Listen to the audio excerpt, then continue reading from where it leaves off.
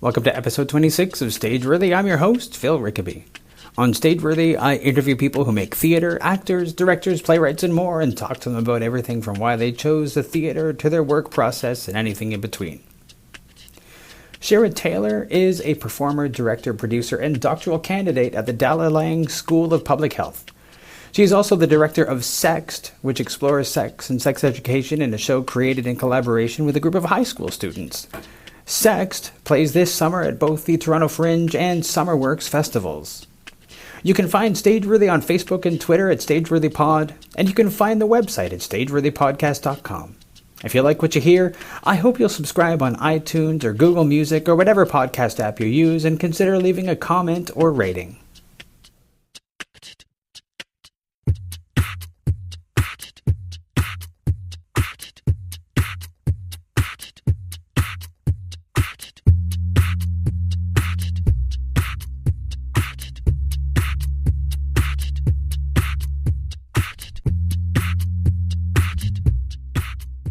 Shira Taylor, what is SExT? Okay. I mean, I know what a SExT is, but what is your show? Okay, so SExT is so many things, but the word SExT we chose because it stands for Sex Education by, so the X is like a 2x4 kind of X, theater, which is the topic of my doctoral dissertation that I'm doing at U of T in public health.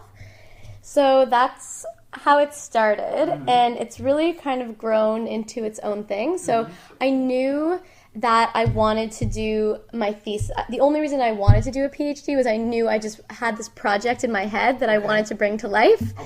And I just thought I'd just come out of doing a master's degree in epidemiology. I'm not sure if you're familiar with that. It's not about skin. Everyone thinks it's about skin, but it's basically statistics for health research. And I knew I liked health, and I knew I loved theater, and I knew I liked sex. And I like stigmatized areas, and I like using theater to get at stigmatized areas. So I was just really brushing my teeth one day, and I was like, how can I combine all of these things? And I had just kind of got the hang of the grad school lifestyle, which really suits my personality. Both the waking up at noon and going to bed at 4, but also the ability to balance multiple projects. So I basically pitched this idea to U of T and Ottawa U saying, I want to do this sex ed theater program with youth, and I put all these fancy statistics in there, and they both took the bait. So I ended up at U of T, and then I had to go through the first year of the PhD, which is a lot of classwork, and then the qualifying exam, where you basically have to go up there and prove that you're worth them continuing to let you be in the program. And then I got kind of ready to go, and I had free reign, but I'm like, okay, so I have this idea, but where am I going to do this? I'm not from Toronto, I'm from Ottawa. Didn't really have many connections, so I kind of just put out a blast to anyone I knew who was working with youth or in high schools, and I said, help a girl out. So my aunt's best friend was a social worker at Mark Arnault, which is a high school in Thorncliffe and Flemingdon Park. I'm not sure if you're familiar with the neighborhood. I know it. Okay, so it's a newcomer destination. The school itself is one of the most diverse and overpopulated schools in the GTA. And the demographic is very diverse, but the majority is a newcomer Muslim South Asian population. And I was really interested because my view of sexuality is not, like, when people think sex ed, or they often think pregnancy, and they think STIs. So the scary shit. But my view of sexuality is just much more, let's say, holistic. So I'm interested in how religion, politics, culture, how all of that plays into sexuality. So I was really interested in how the context of this school would work with this program. But again, I was an outsider to the community, had no idea. So I basically did like a take your kids to work day thing with my aunt's friend, who's a social worker. And we got there, and she just kind of threw me into the wolves and said, here's the principal, this amazing woman, her name's Ricky Goldenberg. And she was basically like, what's your deal? And I pitched to her, and she said, yeah, you have access to my whole school, which is a huge breakthrough. Like, that does not usually come that easy. Yeah. I've been shopping around for months. And I'm like, okay. I'm like, but I need to talk to some kids to see if this is something that'll actually work at this school. So there was someone in the office who overheard and said, oh my God, well, I'm not going to send you this boy. You should see what he did to a banana, like, last class. And I was like, no, like, send me Banana Kid. Like, that's who I want to talk to. So this kid comes down. He fully thinks he's getting expelled. He looks scared shitless. And I basically am like, hi, so I'm this random PhD student. I have this idea for this program where we talk about just issues that are important to youth in the community relating to sexuality and sexual health. And then we're going to come up with a play based on these issues. And you can express your opinions by raps or songs or dances. And the kid's looking at me like, okay, I guess I'm not getting expelled, lady, so that's good. But then he was like, well, it sounds cool, but good luck getting girls in this neighborhood to talk about sex. You're not going to be able to do that. And I was like, okay, well, that's an interesting perspective, but I'm not going to take like his word for it. Yeah. So I said to the social worker, I'm like, can you get me into a girls' gym class or something? So I go into the girls' gym class, and I get in front of the class again, haven't prepared anything. I'm just kind of talking at them about what my idea is, and then this one girl puts up her hand, and I'm like, oh, do you have a question? And she said, no, I just really want to do this. And and that was the aha moment where I said, okay, I'm in the right place. Yeah. Was this all one day? All one day. All one day. Okay. So next thing I know, I'm taking like receipts out of my purse because all the girls in the class wanted to give me their contact information. So I said, okay, so I'm just pulling out scrap papers, and all these girls are lined up, and they have questions, and they're so excited. And that was the moment I was like, yeah, I'm onto something. This is something super cool. And then everything had to go on pause for 6 months while I got ethics approval and proved that I wasn't running a pornography program. Okay, yeah, that's great. But it got approved. But it got approved. It got approved. And I understand. I mean, if anything's hard to get ethics approval for, it's A, working with youth, and B, on sexual health, right? Yeah. So I came back and, again, did a few class talks, like nothing major. And the advice I'd gotten from a lot of people said, take a few extra kids because they're teenagers. They're going to drop out. Also, this is considered a neighborhood improvement area of Toronto, so there's this stigma that, you're not going to be able to get kids to, which I found is the exact opposite, especially since I found in this community most of the kids are from new immigrant families. There was this kind of idea of, our parents moved here to give us a better life, and we're going to, work as hard as we can to realize that. So I actually found more so than any other community I was talking to, or just the buy-in from the youth was huge. And I think also because culturally in the community, there aren't many open conversations necessarily happening on these topics for every kid. For some, sure, but for every kid. So it was the chance to talk also drew them in. So I had said, okay, I want 10 kids. So I'll take like 15. And then I started with 10 kids, and I finished with 19 kids with perfect attendance. And I did 10 workshops with them. And the first day I sat down with them, and I said, what's important to you? Because it was very important that they were dictating the agenda. So we talked about issues that were important in their community. So, for example, homophobia, how women dress was a really important issue. Just various gender roles, domestic abuse, healthy relationships, unhealthy relationships. So all of those types of issues, and then extensions of those. So we talked about race and religion and stereotypes and racism and all of those types of things. And then each session was kind of part discussion, often heated debate, and then would finish with them having the chance to come up with a creative representation of our discussion, be it a dance or a song or a skit. And I used some more structured drama exercises for certain things. Like, I learned the hard way. Don't give a group of teens free rein coming up with a scene on pregnancy options, because you might have a situation where babies are being thrown, and then someone picks up the baby, dusts him off, and goes, oh, he's kind of cute, I'll adopt him. So I learned that lesson the hard way. So for things like pregnancy, I had to take a more structured approach. So I learned my lesson. I brought in a script and did some work from that and some improvisation based on existing scripts. And I think what was cool there was I asked for volunteers of who wants to play the pregnant girl. And it was a guy who shot his hand up right away that he did. And I think he was trying to be funny at first. But I was like, yeah, play the pregnant girl, love it. And then by the end, I think it was really an exercise in empathy because all of a sudden you have this guy who's put himself in the shoes of a pregnant girl and being put, in the hot seat with people asking questions. So, like how do you feel and what's going to happen with your boyfriend now? And so that's interesting. So it was a very kind of diverse array of drama activities. And then so those were the 10 workshops. And then I got them together for a week of the summer to put the show together. And this was 2 years ago, so this was in 2014. And a lot of the youth came to me going into the summer saying, we just got 9-to-5 jobs, but we still want to do it. And I said, well, if you're willing to do it, then come after work. So what was really amazing to me was not one dropped out of 19. So about 9 of them had jobs. So I would have half of them from 9 to 5. The other half would come from 5 to 10. Some of them would just stay for the 12 hours. Wow. And a good number of them were fasting for the Muslim holiday of Ramadan at the same time. So it was the dedication that was incredible. Wow. There were days we couldn't get into the health center, so the Flemingdon Health Center is our partner, to rehearse. So we rehearsed in the rain, in a parking lot, and it was just amazing. And at the end of that process, we put on a show at the Science Center for their peers.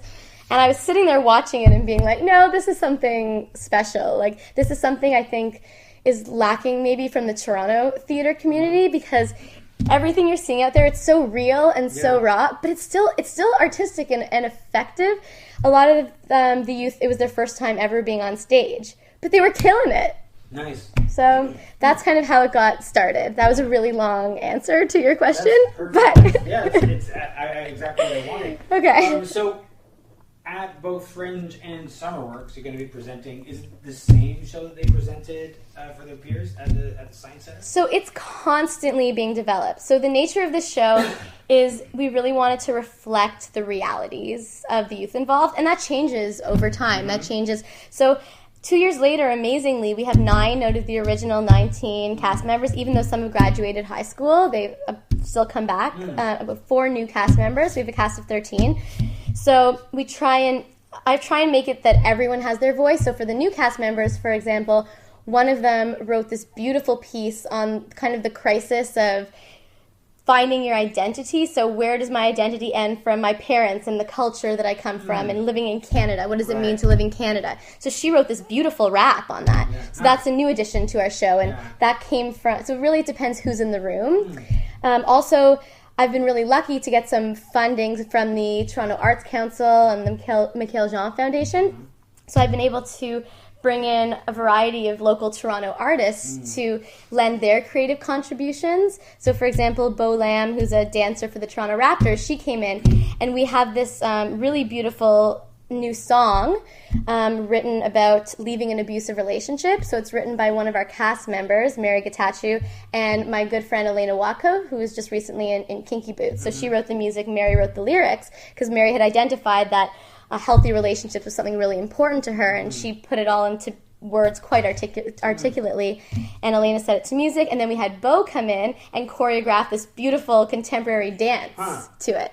So now it's really... It's the kind of piece where, like, the more people I can get in the room, the more creative energy. We have Tom McGee on dramaturgy. Yeah.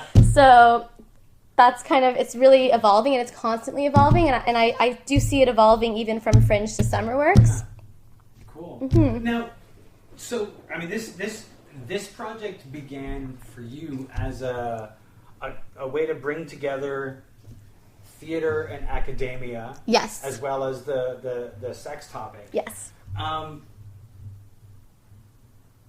What's your theater background? Why did you start with theater, and what is your interest in theater? Sure. So I definitely can't pick a pinpoint a time. If you look at home videos of me as a child, like the first one that comes to mind is me like sitting on the toilet naked, singing Fiddler on the Roof, Matchmaker, Matchmaker, find me a rat instead of match. Okay, yeah. When I was little, my mom had Les Mis playing on repeat in the car. I was only allowed to swear in the car when I could yell, "Raise it up the master's ass," as a child. Yeah. So, I mean, theater's just kind of been in my blood. I'm not sure if you're familiar with the Kiwanis Music Festival, but in Ottawa, that was, like my friends and I, we laugh about this because Kiwanis was like, it was kind of almost, not the Oscars, I don't know what the equivalent would be, the Broadway of Ottawa. So every year I would do musical theater, and I trained under Stacey Ingry, an amazing voice coach, and she really helped me develop as a theater artist. Yeah. And every year I would go to the music festival, and you would just do these two contrasting pieces, and you train for months, and then that was kind of like my jam when I was little. So I was always just ready for my big Kiwanis piece. I got Over the Moon from Rent banned from the Kiwanis Music Festival. It's still in the program. I'm really proud of that.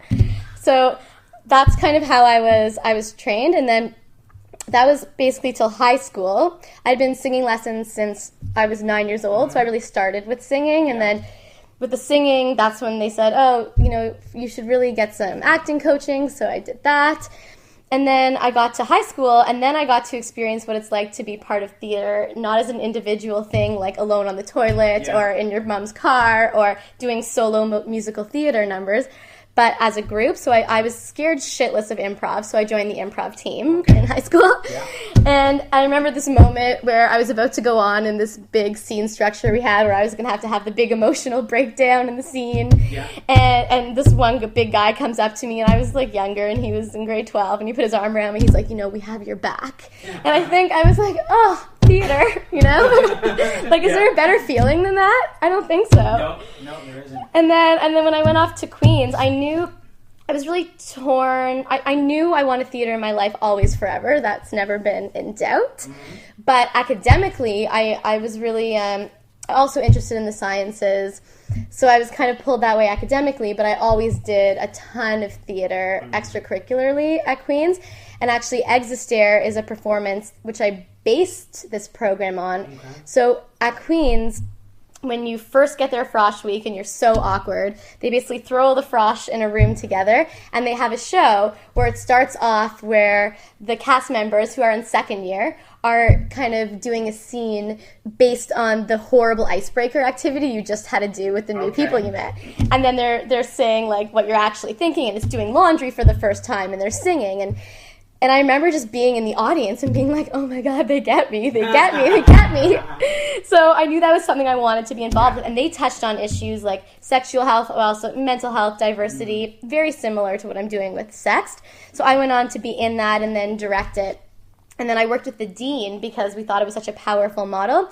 So it used to be just in Frosh Week, but I worked with the dean and Maddie Burns, who's also around Toronto, to turn this into a program that would run throughout the year at Queen's. Mm-hmm. So we would go into residences, and if they were having a problem with alcohol on their floor or eating disorders, we had scenes for that, and we would perform scenes and then have talkbacks.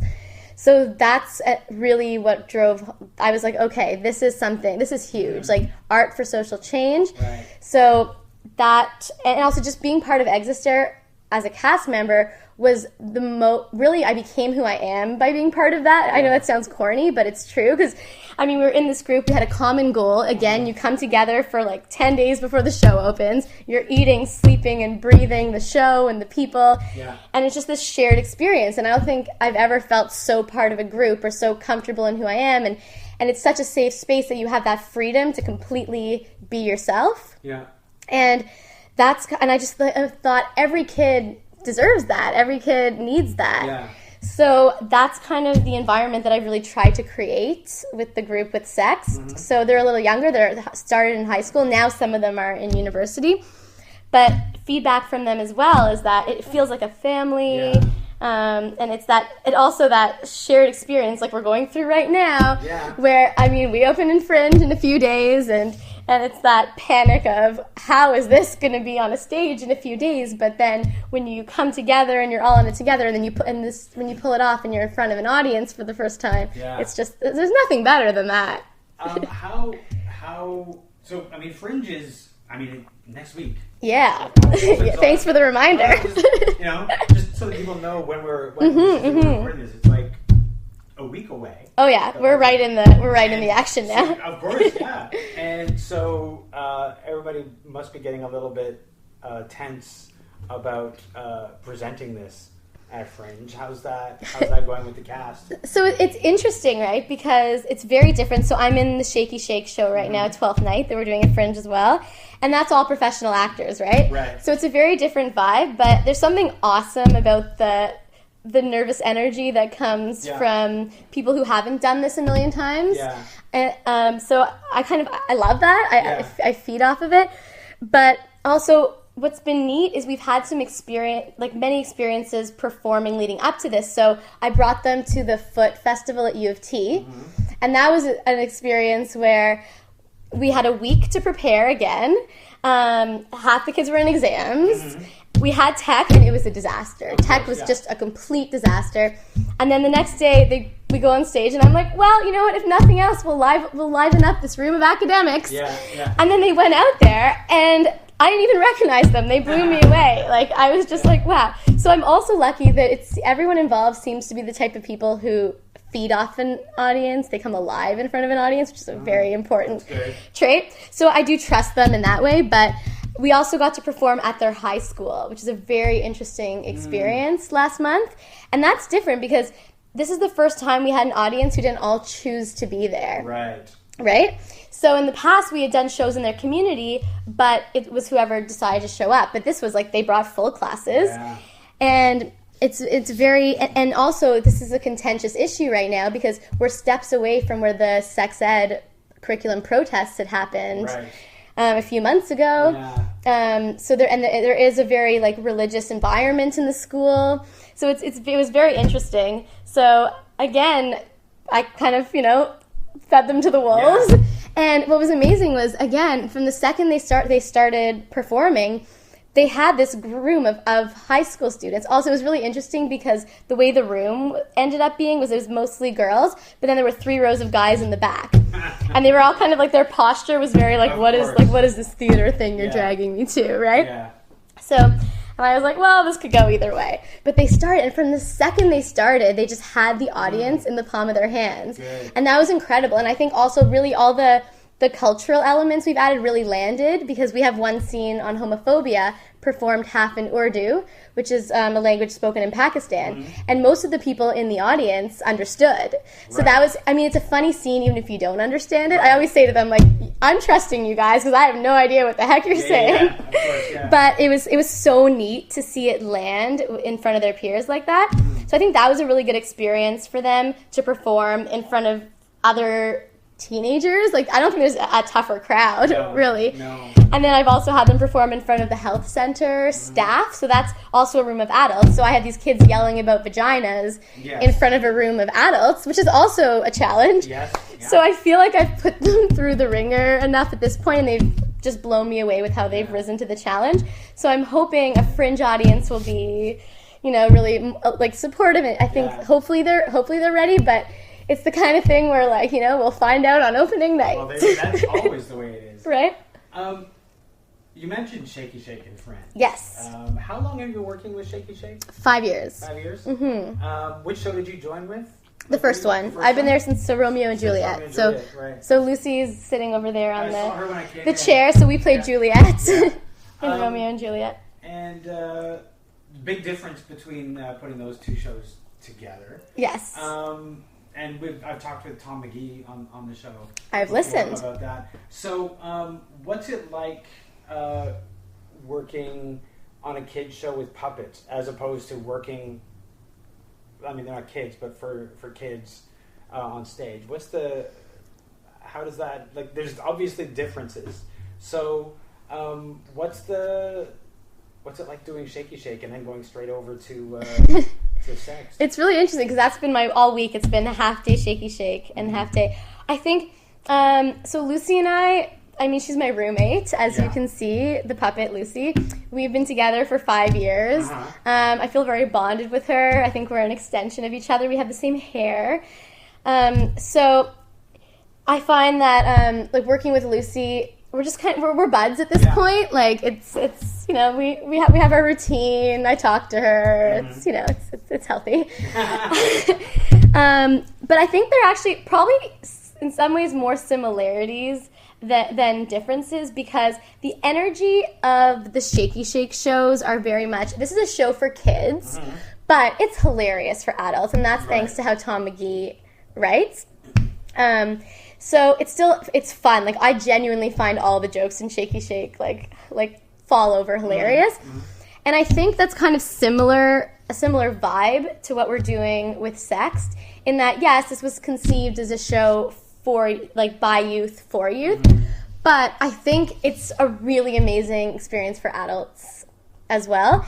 And we try and make it fun. We touch on some really serious issues. We touch on rape and abuse and homophobia and racism and all these, but we still try and make it relatable, and the way Shakey-Shake is throwing in all these pop culture references to make it relatable to the here and now, we're also doing that. We're throwing in as many pop culture references as we can. Right. Like, both shows have Beyonce references, spoiler alert. So, of course, it's different in that you're working with professional actors. In Shakey-Shake, we tend to start more on time, that kind of thing. But it is kind of similar in that Shakey-Shake's a family. It's a group of best friends at this point who've been doing it for a long time together. Even the new people have fit in well. Same kind of vibe with SexT. So I think we kind of run the companies in similar ways, even though they could not be more different. Absolutely, yeah. If that makes sense? No, it does. It does make a lot of sense. As somebody who spends most of their time navigating the world of academia, what's it like coming out of the academic world and into the theater world, like on almost a daily basis?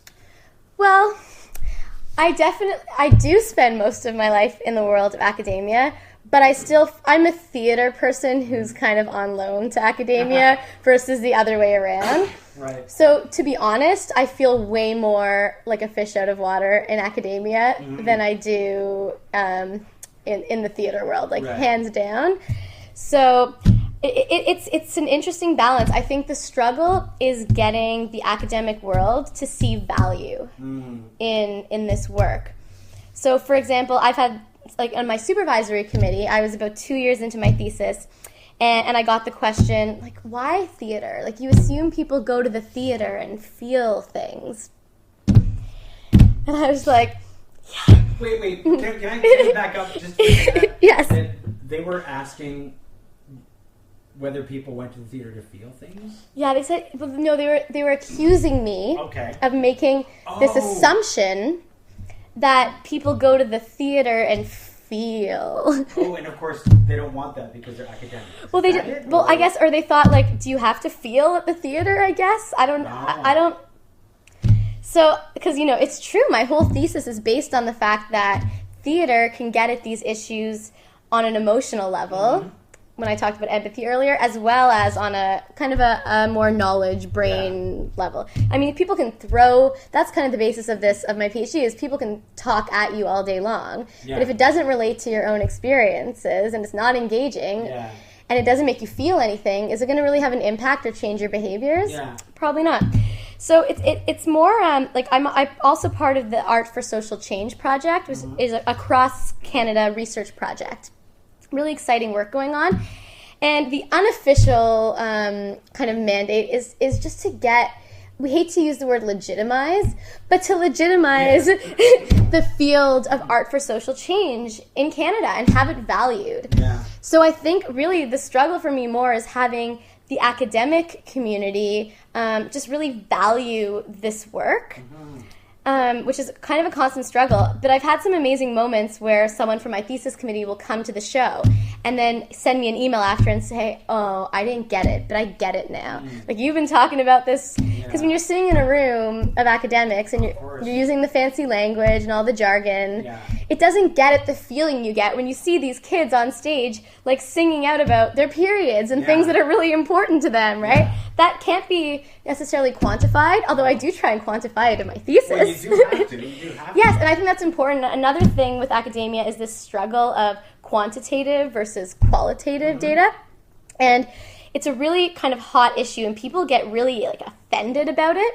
So there's the camp of quantitative people who think it's just airy-fairy if you're doing, like, interviews or qualitative stuff. And then there's the qualitative people who've had their work not taken seriously for so long that they reject numbers. You can't box me into numbers. But what I'm trying to do is I really do think that they can coexist, and I think there's, depending on the question you're asking, there's definitely space for both. Yeah. So for example, I can quantify outcomes of my program. So I had my kids fill out a survey after, and also audience members who came to the show fill out a survey. And I can run statistics on that, and there's quantifiable change in self-esteem and sexual health outcomes that you can see. And I think there's value in being able to report that. But if you want to understand why those changes happen, you have to talk to people. Of course you do, yeah. Right? Yeah. And then the other side of that is this idea of knowledge translation. So in academia, we talk a lot. That's really kind of the hot button thing in academia right now is knowledge translation. So it's the idea that all this research happens, and then it sits on a shelf. But knowledge translation is taking the research and putting it out into the community so it's actually impacting people's lives. Yeah. And I'm really into using the arts in knowledge translation because, again, it does make you, quote, feel things. Yes. So it's really interesting. Like right now what I'm trying to do with the show is I'm taking some quotes that came out of my research and we're playing around with using those in transitions and at the top of the show. Because my biggest fear with bringing the show to the Fringe is that there are so many amazing backstories of what went into making the show happen and the backgrounds that these kids come from. Those are amazing stories. So if someone just comes to the show and they see these kids, singing out about racism and sex, my fear is that they might not appreciate, like, no, these are these kids' stories and like what the process was and what we went through and what this process has meant to the youth involved, right? So that's one way I'm trying to bring this into the show. The research is, when you hear some of the quotes from the youth when they're reflecting on their experience, and they're so articulate when they reflect on it, that I think that's a way of bridging the theater and the academia, and I'm hoping also that might bring out some academic audiences to see this is living research. This is research, but it's alive. And so I think the biggest challenge is just having this work really appreciated by the academic community. Do you think that the resistance that the academic community has, is it all similar to, I don't want to call it resistance, but there is kind of a resistance that that non-theater people have to theater? Like they'll go and see your Kinky Boots or your Les Mis or whatever, but theater where people don't sing is something they don't see very often, and it's hard to get them out to it. Do you see like some kind of similarity in those two resistances? I think there's a resistance to just get up and go to the theater. I'm hoping that for people who are interested in the issues, people who aren't even interested in theater, people who are interested in the research and the issues, that's kind of the beauty of this show, is it's so real, right? These are people's stories who are living in Toronto right now.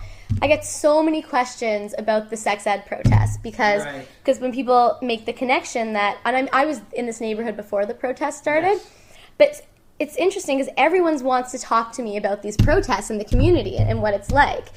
And I think what's missing from the debate that's been happening so far on the it's all adults. It's all adults talking at each other, yelling at each other. There's no real dialogue, really. It's just different opposing viewpoints being yelled at each other. So with our show, it's the youth perspective, which I think has been like spectacularly lacking from this debate. And it's from the youth themselves, and it's real and it's right now. So my hope is that people who are kind of maybe resistant to this mode of theater, it's like, well, you've been coming to me and asking me perspectives, but why don't we hear from people who live in the community and young people? And the other hope is that it's a starting point for dialogue, that the show can get dialogue going. So it's not that we want someone to come to our show and then be, oh no, that's not my viewpoint, and leave, but hopefully it might make people think a little bit differently on the issues, or see the youth perspective, or think differently about diversity or any of these types of issues. So I really think this type of theater is more universal than for just people who love theater. We also do sing, like we have a song about periods. Instead of let it go, we sing let it flow. That's good. Speaking about the dialogue, have the kids who are involved in this show found that doing this show has made it easier for them to have dialogue with both their peers and also their parents about these issues? That's a great question. It's very interesting because, so in the group, there are, different levels of comfort, different family. But yesterday, I was actually having a conversation with one of the cast members, and she was saying that, she was one of the ones that at the beginning, like when I handed out condoms to say, okay, we're going to learn to put a condom on, like these are the 10 steps, which we also teach in our show. So she didn't even want to touch the condom. Right. So it's interesting because I've been through quite a journey with some of the youth participants. So it's been 2 years, right? And I get them at a really great age where they're coming into their own identities, and we've been through a lot together at this point. So I was having a great conversation with her yesterday after rehearsal, and she was saying how her aunt was saying something super homophobic, and she decided to take on her aunt on the issue. And she did credit that to her experience in the program, which I thought was really neat. And it was interesting because I'm always trying to bring culture in, and she gave this example. I'm going to get the actual facts wrong, but it was this idea of this Indian god that had both male and female in them. I'm not sure, I don't know much about it, but she used that as a way to connect to her aunt on the issue, which I thought was really incredible. And saying, well, so you have a problem with transgender people, but yet, in our history, this god was worshipped, and so she went there, and I thought that was amazing. I had another example where one of the youth was talking about how his mom said, I'd really like to vote for Kathleen Wynne. This was 2 years ago, but she's gay, so I can't. Oh, okay. So he kind of went in and talked to her about that. I'm pretty sure she did vote for Kathleen, but I didn't check. But so that kind of thing. But then it's interesting because for some of the youth, a positive outcome of the program would be increased comfort talking about the issues with the family. Yeah. But for some, that's really just not a reality. Yeah. For some of them, the parents, and I always explain that, your parents grew up in a different country. Yeah. They did not have access to programs like this. So people are a product of their experiences, but there are some people who would be at risk if they brought these issues up to their parents. Right. So in that case, it just becomes, I just try and put forward to them that, okay, well, if you don't agree with your parents, you're your own person now, and, take what they say with a grain of salt, take what I say with a grain of salt, and figure out your own identity. So the parents don't have a problem with the kids doing the show? Well, a lot of the parents don't know that their parents are doing, that the kids are doing the show. Okay. Some know to varying degrees. Uh-huh. So I remember the first round, one of the youth told his parents, he was in a show about living in Canada. Not a lie. No. Not a lie. No. Some of them focus on the fact that it's on racism and diversity, which is true. Yeah. Some of them just don't mention it. Mm-hmm. I can understand that. But I think that just speaks to how much the cast believes in the show if they have to go to such elaborate lengths to be able to be a part of it and to have their voice put out there. Yeah. No, that's really cool. Mm-hmm. That's really cool. These kids are coming in and they're coming to you without any theater experience for the most part. Yes. And some of them have left and gone on to college or university, and others are still involved with the show. Have you seen the kids coming out with more of a connection to theater or more of an interest in theater, or has it just been this show that they're interested in? Totally. What's really interesting and what I love about it is if you sat them all down and asked them what they want a career in, most of the answer would not be theater. Mm-hmm. But we've had really interesting discussions about how, in my research, one boy was saying, well, I want a career in business, but this has helped me so much because I feel more charismatic. Yeah. The improv exercises, I can talk more freely and I'm more comfortable. A few of them actually reported back to me after a few months from the first program that they're their class reps at university now because it's nothing for them to get up and talk in front of a entire lecture theater. Right. So there's that. Some of them really do have serious talent, they can really make it as actors. And it's been really an honor for me to be able to now expose them to the theater scene, and to having guest artists come in and work with them that are, real heavies in the Toronto theater scene. Yeah. What a neat opportunity for them to work and be mentored by all these guest artists. Yeah. So I feel really good about the fact that I've been able to give them the chance to work with so many artists and develop it. And I just think really, even the ones who don't necessarily want a career in theater, I think they do have just an appreciation for it, and a drive to see more theater. Yeah. And I also am really excited because I know when I moved to Toronto, being a part of the Fringe Festival was the first time that I felt like Toronto was my home. Right. Because just the Fringe Festival is just so amazing. It's the vibe of it that it's all happening in these close quarters, and there's so many shows going on, and there's always something to do, and it has that family vibe. Yeah. And I'm really excited for these youth to have that experience. Also, living in that community, there's sometimes it's quite isolated from the rest of Toronto. Yeah, absolutely. So they might not. Otherwise, and some who are going on to university, that's not necessarily the case anymore, but for some of the younger ones, they might not venture downtown very often. Yeah. So for them to see what's out there for them in Toronto, and not just see what's out there, they're going to be right smack in the middle of it. They're going to be a part of it, which I think is huge. I did a show a couple years ago with Keystone Theatre, and we had an element where there was a high school student doing like a short with us, and we were all like, this is like, you've never done Fringe before, get out and see stuff, and like see as much as you can, get that performer pass and go to see as many shows as you can, because it's a great experience to do that, and to see the things, see what's out there in a way that you might not have before. Absolutely. And we're starting an Indiegogo campaign. We'd also like to be able to provide other youth from their community free tickets and free transportation to the show too. So that's something we're working on right now as well, because it'd be nice we have some of the people we perform for at the high school who love the show. Yeah. I'd love for them to be able to come and see what the Fringe Festival is all about. So we're really trying to I think that's one of the major issues with theater in Toronto is where it's accessible. So for example, when I was going through applications for this program, the first one I read was this girl who wrote, I love to dance so much, but I've never had access to dance lessons. So I taught myself to dance from YouTube, and now I'm holding free lessons in the library for other youth in the community who did. And I was like, that's incredible. Yeah. But there are, and even just the community assessments, there are serious gaps in arts programming in certain pockets of Toronto, and this is one of them. So I think that's a huge gap in that community. So I would just love for them to kind of have the chance to come to Fringe, to come to Summer Works, and to see what's out there, and not just see it as something separate from them. It's something that they're so integral to. Yeah.